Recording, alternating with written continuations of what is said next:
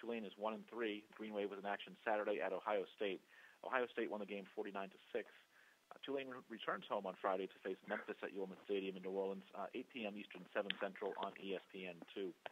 Coach, thanks so much for joining us on the call today. If you take a minute to tie up the trip to Columbus and the game with Ohio State, and we expect to see you as you return to New Orleans on Friday to face Memphis, please. Well, we faced a great team in Ohio State. Played the game the way it's supposed to be played. Tough, physical, great athletes. It was a heck of a stadium. I think they had 103,000 people there. And, there's some times during the game where we played well in all three phases. The second half, we certainly matched up a lot better when they were, having their second group in there than the first half when they were going. But very impressed with them. Probably going to compete for a national championship with the winner from our conference. So that's a good ball club. Coming back, playing Memphis, we got to turn the page quickly. Playing a Friday night ball game. Coach Norvell's done just a super job at Memphis. I know Coach, they had it going a little bit before he got there, and he's really got it going since he's been there on dynamic special teams. They do a super job in every phase of the kicking game. Make a lot of big plays. Offensively, they always seem to be scoring 30, 40, 50 points each week. One of the top offenses in the country. And then, defensively, very, very opportunistic defense. They come at you from a lot of different angles. So we've got a lot of respect for their staff and the program they put together and the recruiting they've done. Take questions for Coach Willie Frtiz, please. Star 1 on your telephone keypad to join the queue, and the operator will introduce you. We'll take our first question from Dan Tortora of wakeupcalldt.com. Good afternoon, Coach. How are you? Good. How are you? Doing well. Just to come off, this being your first conference game that you'll have this season coming up against Memphis, just what you can say you learned from your non-conference schedule, your big takeaways that you saw on film from those 4 games.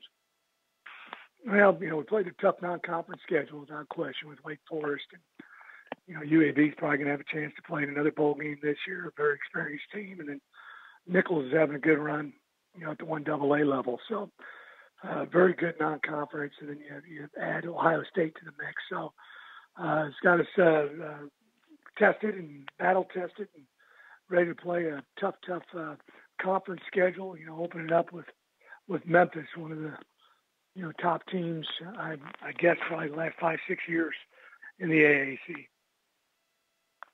And when you look at your team on paper, just what you can say about, some of those guys, despite the 1-3 start, that maybe have offered you that leadership. I know you and I have spoken on Jonathan Banks in the past, but, offense, defense, and special teams, if you're seeing some leadership step up despite this 1-3 start and just what that means to the team at this point. Yeah, we really have. Defensively, we've got a trio of seniors that I think have played well and are doing a good job every day in practice and preparation for every ball game. Zach Harris, linebacker for us. Rod Teemers playing at a really high level, and Donnie Lewis, corner, is playing at a high level for us.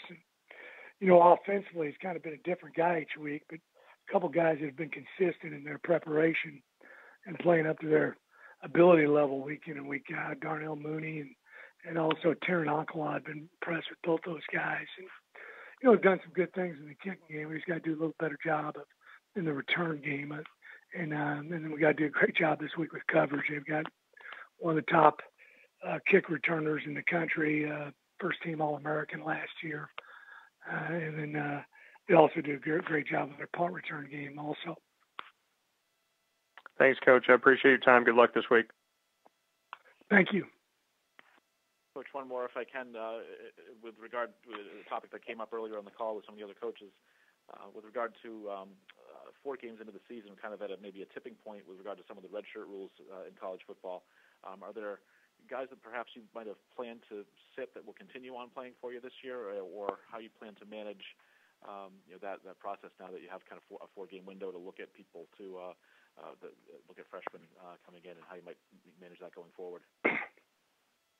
Well, we kind of looked at it that we were going to, at the beginning of the year, play the guys that we felt they were capable of playing, big time Division I football and play them right away. And, unless they did really poorly, we were going to continue to keep playing them for the year. We don't really have the luxury of redshirting very many guys where we're at. So we got to play quite a few freshmen. And, there'll be a few guys that, we're looking at each week that maybe only played one game, and we may go ahead and play them again, or maybe they've played a little bit and we've seen that they're not ready to compete at this level right now, and we need to wait on them. So, we're doing it on an individual basis and making those decisions that way. Great. Well, thank you for your time today, Coach, and look forward to hearing from you once again next Monday.